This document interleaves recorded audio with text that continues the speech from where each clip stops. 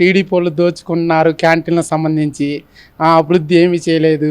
అమరావతి తాకట్టు పెట్టారు అది ఇది అని అంటున్నారు. మరి దానికి మీరేమంటారు? ఒకటి ఇక్కడ వైఎస్ఆర్సీపీ వాళ్ళు అబద్ధాలే వాళ్ళు పరమావధిగా బతుకుతున్నారు. ఎందుకంటే దీంట్లో కొన్ని విషయాలు మనం చూస్తే అన్నా క్యాంటీన్లో దోచుకున్నారని వీళ్ళు చెప్తూ ఉన్నారు. అన్నా క్యాంటీన్లు అనేది ప్రతి పేదవాడికి భోజనం పెట్టడం కోసం పెట్టినాటివి. 5 రూపాయలకు భోజనం పెట్టడం కోసం పెట్టినాటివి. ఎందుకంటే ప్రతి నియోజకవర్గానికి ఒకటి చంద్రబాబు నాయుడు గారు ముఖ్యమంత్రిగా ఉండేటప్పుడు అన్నా క్యాంటీన్ల మెయిన్ మోటివ్ ఏంటంటే ఎంతోమంది పల్లెల్లో నుంచి టౌన్కి పనికి వస్తారు. ఆ పనికి వచ్చి వాళ్ళు వెళ్ళేటప్పుడు ఎక్కడైనా హోటల్లో భోజనం చేయాలంటే 40 రూపాయలు, 50 రూపాయలు, 100 రూపాయలు ఈ విధంగా రేట్లు ఉంటా ఉన్నాయి. అది వాడు సంపాదించుకునేది తెల్లారి నుంచి 200, 300 కూలీకి వెళ్తే దాంట్లో సగం ఈ ఖర్చులకి ఈ ఛార్జీలకి ఇవిటికే పోతూ ఉంది. ప్రతి పేదవాడికి మనం ఏదో ఒక విధంగా చేయూతనివ్వాలని ప్రతి కేంద్రాల్లో అన్నా క్యాంటీన్లు పెట్టి 5 రూపాయలకు భోజనం పెట్టారు.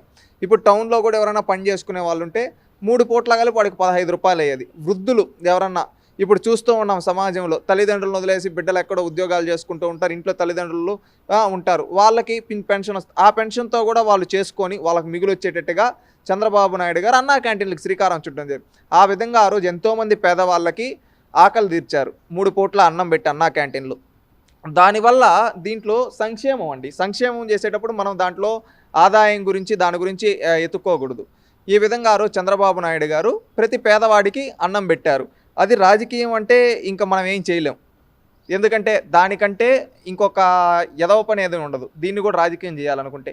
ఇంకొకటి తెలుగుదేశం వాళ్ళు అమరావతియే రాజధాని, అది చంద్రబాబు నాయుడు ఒక డెసిషన్ కాదండి.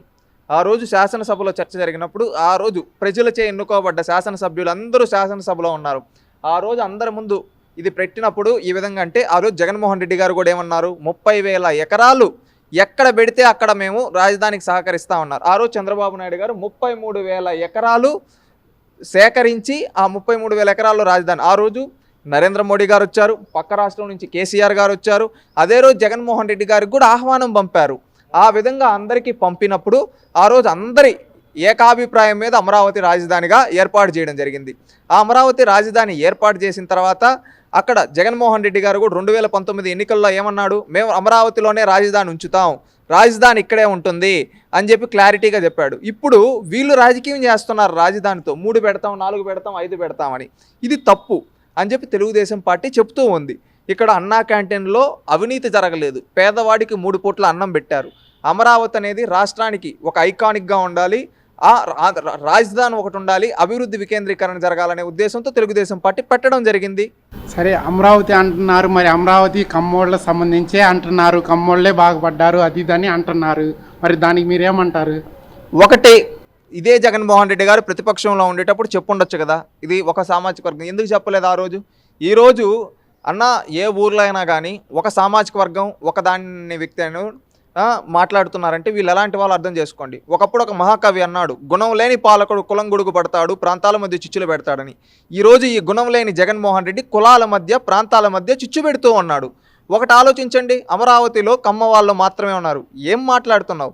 అమరావతి రాజధాని తాడికొండ అనే ఒక ఎస్సీ రిజర్వ్డ్ కాన్స్టిట్యున్సీలో ఉంది, మళ్ళీ మంగళగిరి, ఇవి 2 తీసుకుంటే ఒక తాడికొండ ఒక రిజర్వ్డ్ కాన్స్టిట్యున్సీలో ఎస్సీ కాన్స్టిట్యున్సీలో ఉంటే ఈరోజు అంటున్నారు. అక్కడ రాజధాని పెడితే ఆడొక సామాజిక వర్గం వాళ్ళే బాగుపడరు కదా. ఈరోజు హైదరాబాద్ కట్టేటప్పుడు కూడా ఎంతోమంది అన్నారు చంద్రబాబు నాయుడు తన సొంత సామాజిక వర్గానికి ఇచ్చుకుంటున్నాడు అని. ఈరోజు ఇదే హైదరాబాద్లో నార్త్ ఇండియన్స్ ఉన్నారు, సౌత్ ఇండియా వాళ్ళు ఉన్నారు, అనేక మంది కులాలు ఎస్సీ, ఎస్టీ, బీసీ, బడుగు బలహీన వర్గాల వాళ్ళు ఈరోజు ఉన్నారు హైదరాబాద్లో. అదేవిధంగా అమరావతిలో కూడా అన్ని వర్గాల వాళ్ళు ఉన్నారు. ఈరోజు జగన్మోహన్ రెడ్డి చేతగాక కులం గొడుగు పడుతున్నాడు, కమ్మ వాళ్ళు అని చెప్పి ఈ విధంగా దూషిస్తూ ఉన్నాడు. జగన్మోహన్ రెడ్డి గారు ఒకటి గుర్తుపెట్టుకోవాలి, మీరు నీతిగా నిజాయితీగా మాట్లాడండి. స్టాటిస్టిక్స్ తీస్తే బీసీలు ఉన్నారు, ఎస్సీలు ఉన్నారు, ఎస్టీలు ఉన్నారు, అందరూ అమరావతి ప్రాంతంలో ఉన్నారు. ఇది జగన్మోహన్ రెడ్డి గారు రాజకీయం కోసం మాత్రమే ఒక కులాన్ని దూషిస్తున్నాడు.